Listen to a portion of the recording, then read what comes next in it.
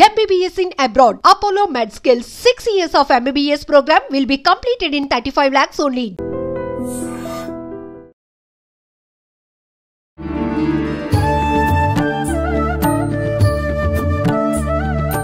నమస్కారం, welcome to I dream. ధర్మ మార్గం విత్ విజిత కార్యక్రమానికి స్వాగతం.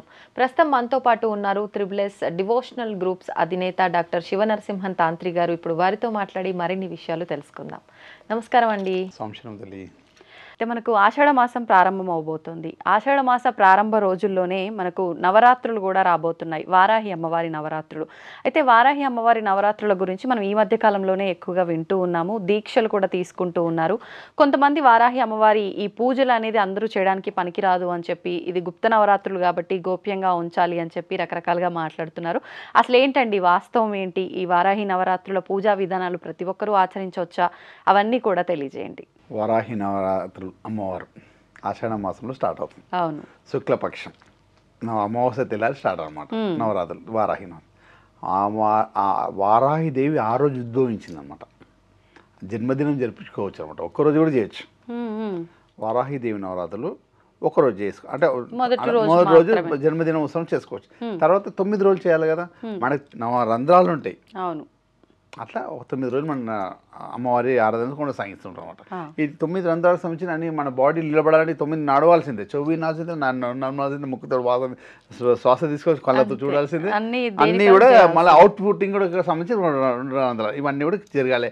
ఇవన్నీ మనకు అన్ని పరంగా ఎక్కడ డిస్టర్బ్ లేకుండా మంచి నడవాలని అమ్మవారి ఆరాధన మనం చేస్తాం. నవరాత్రులన్నీ కూడా ఆ వారాహి నవరాత్రులు మనం చేయడం వల్ల గూడు ఏర్పడుతుంది. భూమికి సంబంధించిన ప్రాబ్లమ్స్ ఏమైనా వెళ్ళిపోవడం, భూమికి సంబంధించిన వారం అంటే ఇల్లు కానీ అలాంటి కూడా జరగడం ప్రత్యేకంగా ఉంటుంది అనమాట అమ్మవారి వారాహి నవరాత్రులు. అయితే కొంతమంది పీఠ స్థాపన చేసుకొని చేసేవాళ్ళు ఉంటారు. ఆరాధన అమ్మవారు తెలిసిన పరంగా చేసుకోవచ్చు, తెలియకపోతే గురువు నాడు తెలుసుకోవడం.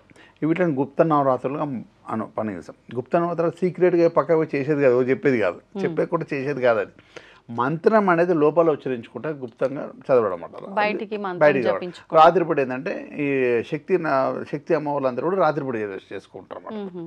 దుర్గా నవరాత్రులు కానీ, వారాహి నవరాత్రులు కానీ, రాజేశ్వర నవరాత్రులు రాత్రిపూట చేస్తారు. శక్తికి సంబంధించిన ఏదైనా కూడా మనకు ఆ టైంలో చేస్తే శక్తి రెట్టింపు అవుతుంది అనమాట. అందుగురించి ఆ టైంలో మనం చేస్తాం. నక్షత్రాలు మన జీవితం మొత్తం నవగ్రహాలు నక్షత్రాలతో ముడిపడి ఉంటుంది. నక్షత్రాలు ఎప్పుడు వస్తాయి? రాత్రిపూట. మన నక్షత్రం అనేది ఉంటుంది. ఆ నక్షత్ర బలం, మన ఊర బలం ఇవన్నీ పెరగడానికి మనం రాత్రిపూట చేస్తాం. వారాహి నవరాత్రులు చేయడం ఫలితం ఏంటిదంటే మనకు భూమికి సంబంధించి జరుగుతుంది. ఇప్పుడు పొలాలు ఉంటాయి, పెద్ద పొలానికి సంబంధించింది మంచి పంట ఈ టైంలో ఎందుకు వానలు పడి పంట మంచి రావడానికి కార్యక్రమం ఉంటుంది అన్నమాట. మనకు సెక్యూరిటీ పరంగా ఉండడం, పంటలు అది ప్రత్యేకంగా రావడం, అమ్మవారికి ఒక చేతిలో నాగలి ఉంటుంది. అంటే ఆ పంటలు మంచి రావడానికి నవరాత్రి ఉత్సవాలు చేస్తారు. అమ్మవారి జన్మదిన ఉత్సవం ఆషాఢ మాసం తర్వాతనే వానాలు స్టార్ట్ అవుతాయి, పంటలు స్టార్ట్ అవుతాయి. అన్ని కూడా భూమికి సంబంధించిన ఏ దోషం లేకుండా భూమి సస్యశ్యామలంగా నిండుగా పండేటట్టుగా అమ్మవారి ఆరాధన జన్మదిన ఉత్సవం చేసుకుంటారు. నవరాత్రులు అయితే మనం చేయాలి. అంటే నవరాత్రాలకు సంబంధించింది కూడా అది. ఇక మళ్ళీ ఏంటిది గురుగారు మేము పీఠం పెట్టుకోలేము, చేయలేము, జపం చేయలేమంటే మీరు ఏం చేయాల్సిన అవసరం లేదు. చిన్న రెమెడీ చెప్తాను. ఇలా ఇంత పెద్ద తంత్ర మంత్ర పూజలు చేస్తే ఎంత ఫలితం వస్తుందో నేను చెప్పిన చిన్న రెమెడీ చేయండి, మీకు ప్రత్యేకంగా పూజలు వస్తాయి. దీపారాధన ముఖ్యం అమ్మవారికి. దీపారాధన అమ్మవారికి ప్రత్యేకంగా అందరు తెలియక ఆయిల్స్ తోటి ముట్టిస్తారు.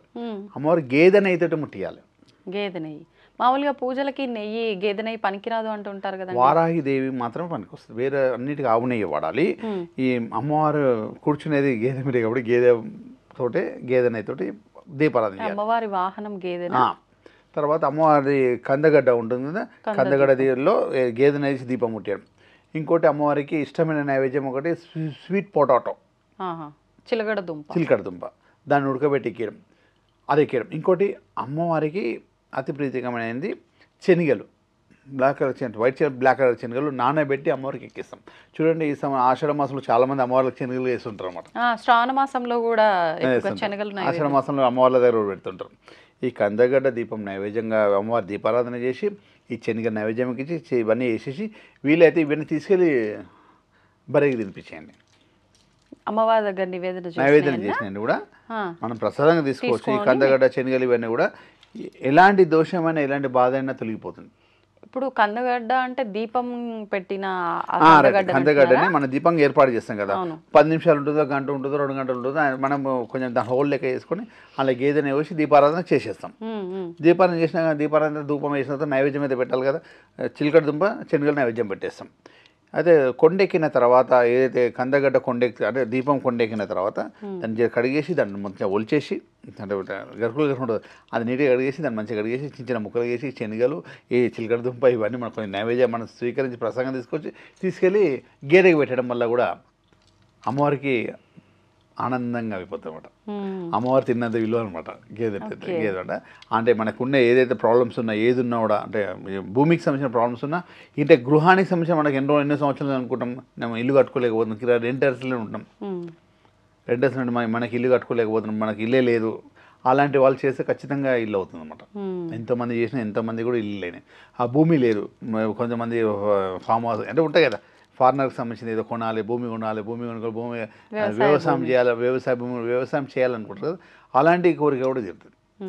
అంటే మనం వీలైతే 9 రోజులు ఇలానే చేయొచ్చు, వీలైతే ఫోటో ముందు కలశ స్థాపన చేసుకోవచ్చు, గురువు ఏ విధంగా చెప్తే ఆ విధంగా ఆరాధన చేసుకోవచ్చు అన్నమాట.